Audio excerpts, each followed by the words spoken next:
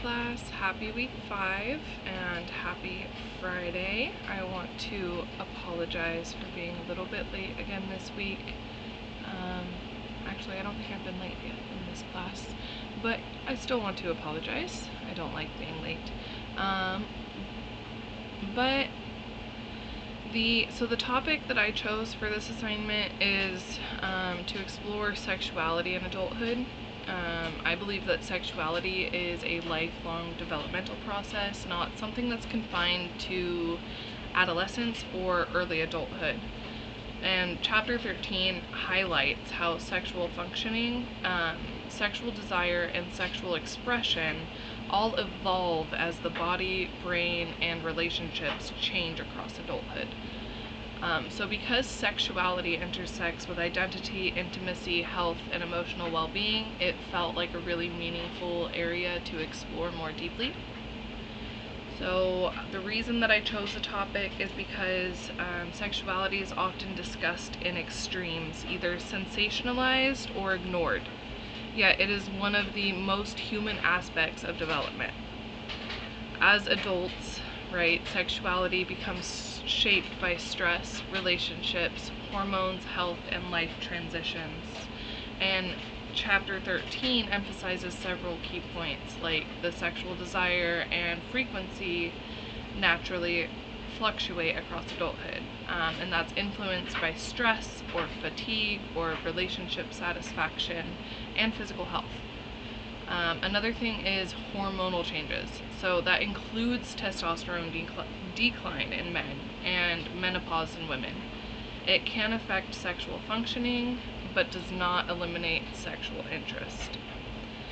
Cognitive and emotional factors such as intimacy, trust, and communication become increasingly important for sexual satisfaction. On top of that, chapter 13 also says that sexuality remains active and meaningful well into older adulthood, which contradicts stereotypes that aging equals loss of sexual expression.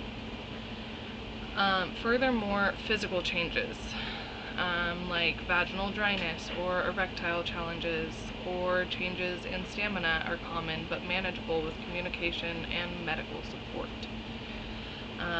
So what's really cool about chapter 13 is how it helped to kind of reframe what sexuality is as an evolving and adaptive part of adult development, not a decline, but a shift.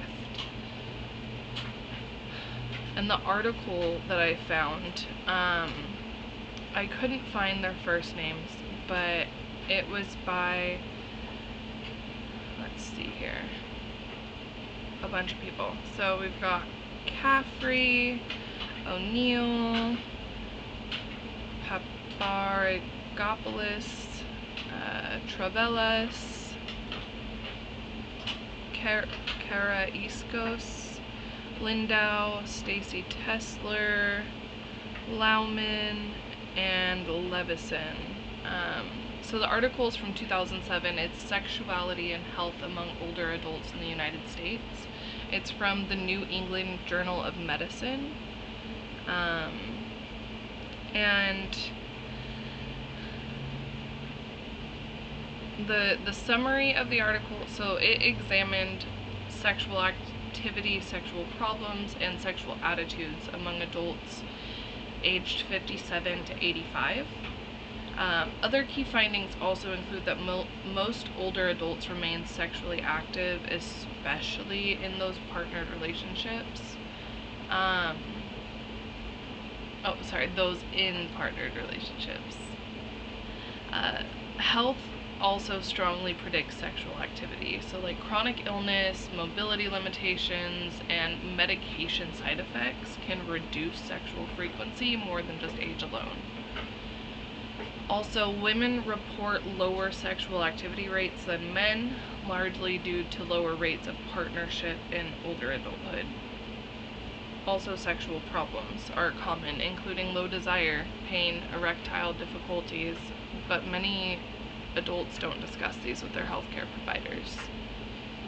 Another thing is emotional closeness and relationship quality. Those are major predictors of sexual satisfaction.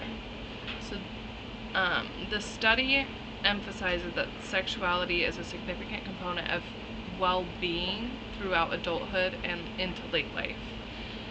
And the things that this adds to my understanding is it expanded my understanding beyond just chapter 13, because it highlighted health status as a strong predictor of sexual activity rather than age, meaning that sexuality is not lost with aging but shaped by physical well-being. It also emphasized the importance of partnership, which shows that social context matters just as much as biology. It also revealed communication gaps between adults and healthcare providers, suggesting stigma still limits the sexual health conversations. It also reframed sexual problems as common and treatable, which, I mean, they're not signs of dysfunction or decline. They really are common and treatable. So overall, the article really reinforced the idea that sexuality in adulthood is multidimensional: biological, relational, emotional, and contextual.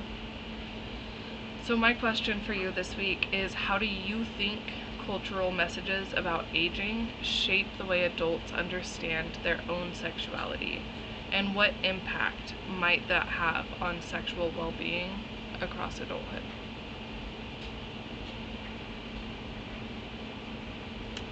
Thank you.